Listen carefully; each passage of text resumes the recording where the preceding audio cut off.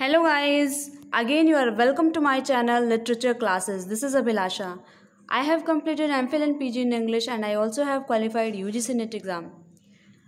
Now, in this video, I will cover Age of Revival. Before this video, I have uploaded a video related to Age of Revival. In that video, I have covered the English Chaucerians, social and historical background of the Age of Revival, and some important writers of the Age of Revival, and some important facts related to the Age of Revival.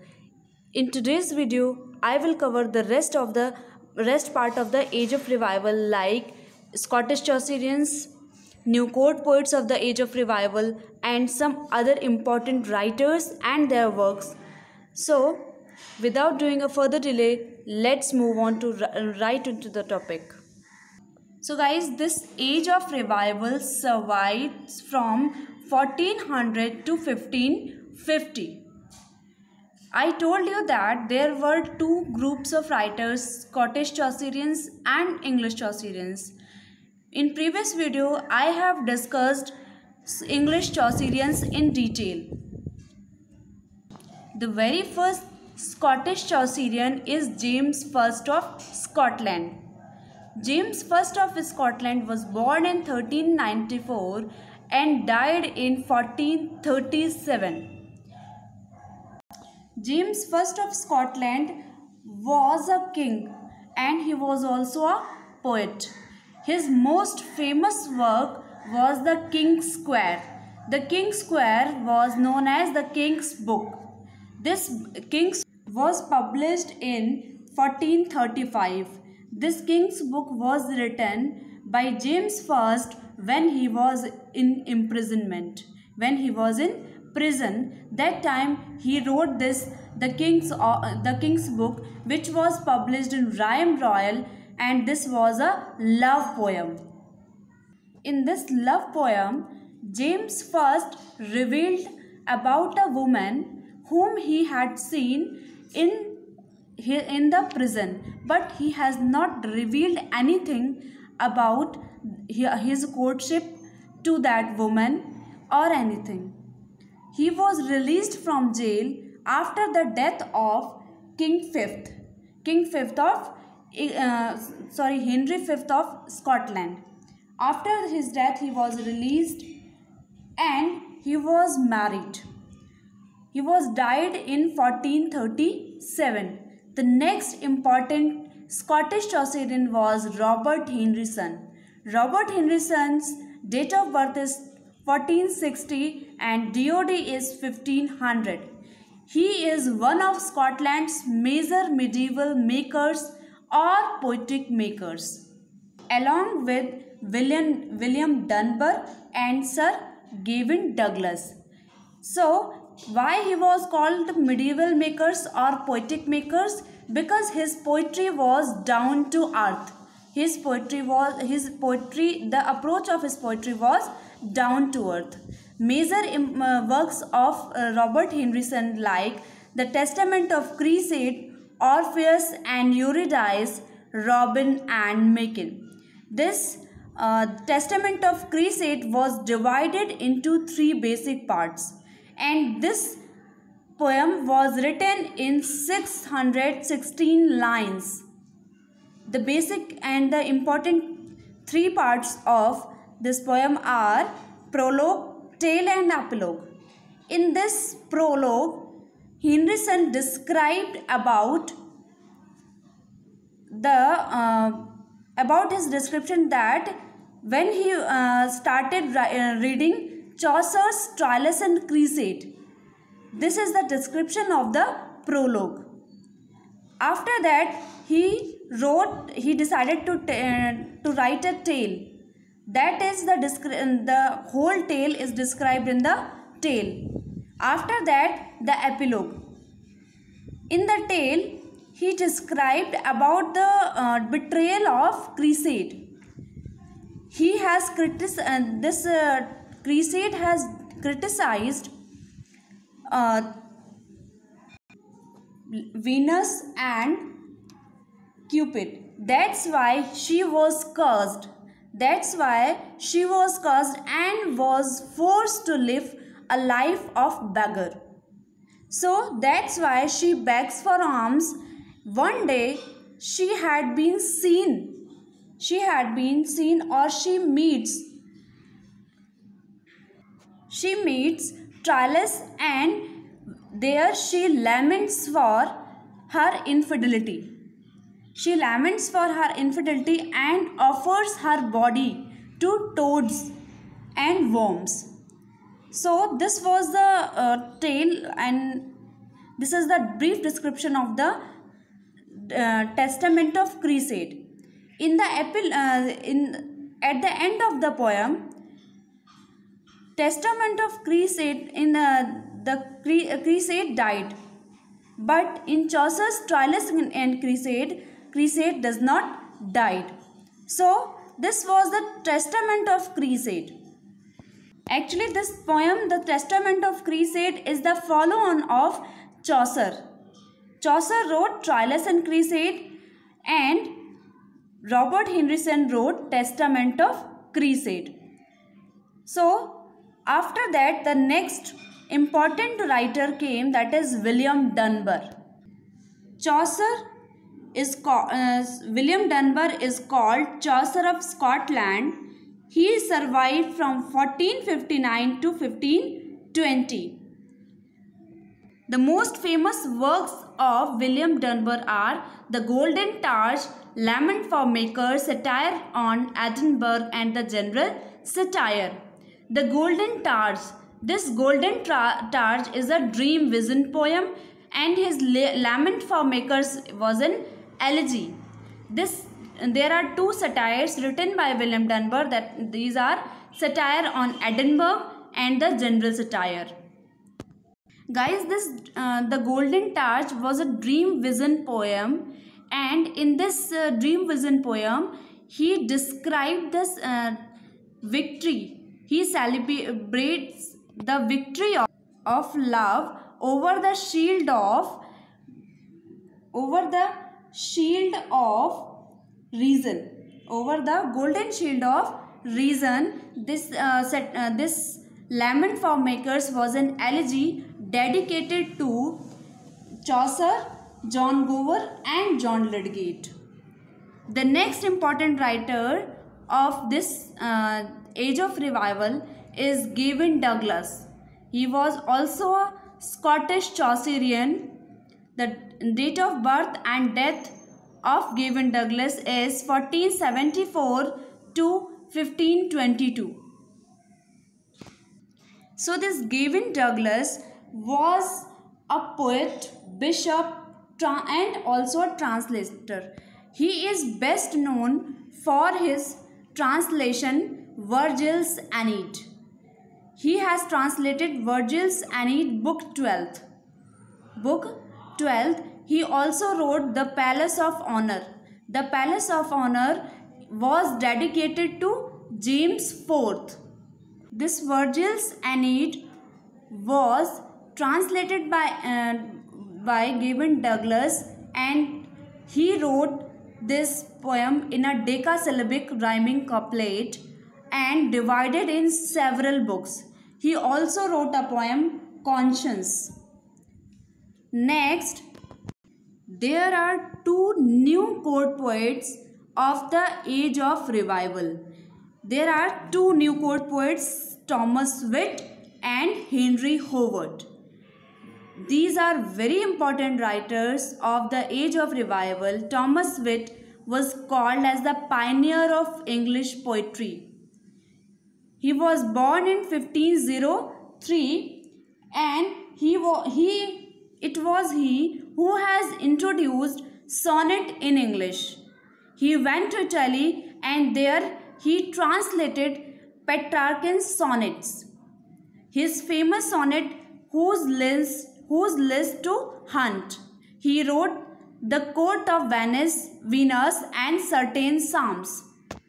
Thomas Wit was knighted in 1535, but he was also imprisoned in 1536 due to the suspicion of Boleyn's lover. Okay, but he was also released. Thomas Witt's no works has published in his lifetime, but this quote of Venus was published. The first published work of Thomas Witt was the Certain Psalms. Thomas Witt has introduced sonnet in English because he has also translated Petrarchan sonnets. And he also introduced epigrams, terza rima, ottava rima, songs, satires, and also monorhymes, triplets, and other things like rhyme scheme and quatrains. This Thomas Witt has also contributed in Total's Miscellany.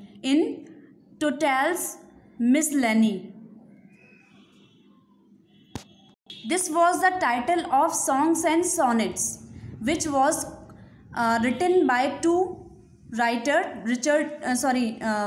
Thomas Witt and Henry Howard. This was the collection of songs and sonnets, and there were two major writers of this is Thomas Witt and Henry Howard. So, and the title was given by Richard Total. So this was the Total's Miscellany. This was called as Total's Miscellany. Next important court poet is Earl of Surrey.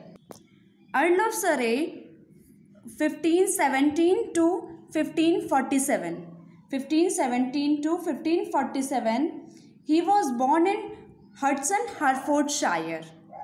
Okay. And he was the eldest son of Lord Howard. He translated Virgil's Aeneid Book 2 and 4. His famous sonnet is Love That Doth Reign. Earl of Surrey has improved the versification of Thomas Witt. He has contributed a lot in English poetry. He experimented rhyming, couplet, meters, and several other things in the poetry. And this Love That Doth Reign was a translation of Petrarchan's sonnet. Thomas Witt has introduced sonnet in English, and Earl of Surrey has given rhymes and meters in the English sonnet, that is also known as Elizabethan sonnet or Shakespearean sonnet. After these new court poets, there are some prose writers of the Age of Revival. The most prominent writers are Reginald Peacock, 1395 to 1461, Sir John Frotesk, 1394 to 1479, William Caxton, 1420 to 1491, John Fisher, 1469 to 1531, Hughes Latimer, 1487 to 1555, Sir Thomas Malory, 1415 to 1471, Sir Thomas Cranmer, 1489 to 1556, Thomas Moore, 1478 to 1535, Thomas Eliot, 1490 to 1546, William Tyndale, 1494 to 1536, Miles Coverdale, 1488 to 1569. These writers wrote famous and important works in this age. Like William Caxton established the printing press in 1476 in Westminster, England.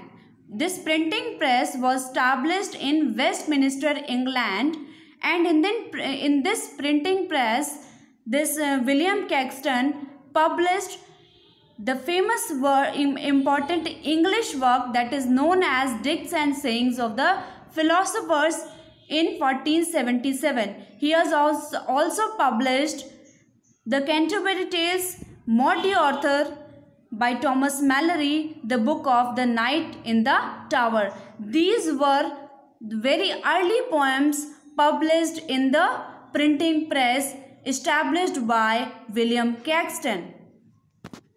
Caxton was very much famous an important printer of the England, and he has occupied a very important role in the history of English literature. Next important writer is Thomas Malory, who has published this Le Morte d'Arthur in 1485. Thomas Malory was also a prisoner, and he was born in gentry of English family. This Le Morte d'Arthur was a compilation of 21 poems. This is the tale of romance. It was a prose fiction in English. It was a prose fiction in English and started from Uther Pendragon's rape to the death of Lancelot and Guinevere. This Le Morte d'Arthur has also written by Tennyson and T.H. White in revised edition, or you can say in his way. Idylls of King, as this was also a poem of Lord Tennyson, was published in 1859 to 85. The Once and the Future King in 1958 by T.H. White. These works are inspired from the book of Thomas Malory's Le Morte d'Arthur. If you want to read it in the detail, just Google it. You will find every book of Le Morte d'Arthur. This is the story of Morte d'Arthur's knights and the Knights of the Round Table. Next, Thomas Cranmer. Thomas Cranmer published a work, that is the Book of Common Prayer, in 1549. The Book of Common Prayer was a compilation of several prayers by Thomas Cranmer. Next, Thomas More. Thomas More wrote a work, that is Utopia. He was a scholar, writer.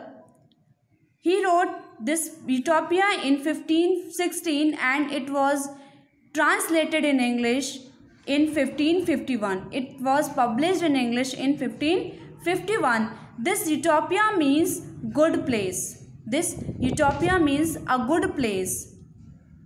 This Utopia originally written in Latin. And divided into two books. First is the introduction of the book and second is the commentary. And the narrator of this book is Raphael Hitholde. In this book, there is ideal human society is described, which is not possible in the real life. So, ideal human society is portrayed by the writer in this work Utopia. And this features the society or the Europe's condition. Europe's political condition is described in this Utopia. And there was description of no private property, universal pleasure, public life. Family should be a public life, or you can say family is like a society. So in this way he has assumed everything and described in this book Utopia. Next, Thomas Eliot. Thomas Eliot published a work, that is the Book of Common Prayer, in 1531. The Book of Common Prayer there are several books in the Book of Governor. In this book there is a praise of monarchy. There is a praise of monarchy and description of how to be good and noble man and how to be a good ruler. So in this way Thomas Eliot has described the Book of Common Prayer. Guys, there are also some important dramatists and there are important lady writers also, like Henry Mandeville 1462 to 1502, John Russell 1475 to 1536, John Bale 1495 to 1563, Erasmus 1466 to 1536, Niccolo Machiavelli, 1469 to 1527. Next, important lady writers like Christine de Pizan, 1364 to 1430, Marjorie Kemp, 1373 to 1438, Julian of Norwich, 1343 to 1416. This Julian of Norwich published a work that is 16 Revelation of Divine. 16 Revelation of Divine. This was the lady writers. In this age of revival, the lady writers were not survived. So, but this Julian of Norwich have showed her courage and published the work 16 Revelation of Divine. This Marjorie Kemp have 14 children. Despite that, she wrote a work that is autobiography. She wrote her autobiography, and in that autobiography, she described her personal life. So, these are some important writers of the age of revival and dramatists and other writers and their important works. So this is the total age of revival. So guys, I hope you will understand this age of revival's important points. So that's it for this video. I'll meet you soon with a new video. Till then, keep studying and have fun with literature. Thank you.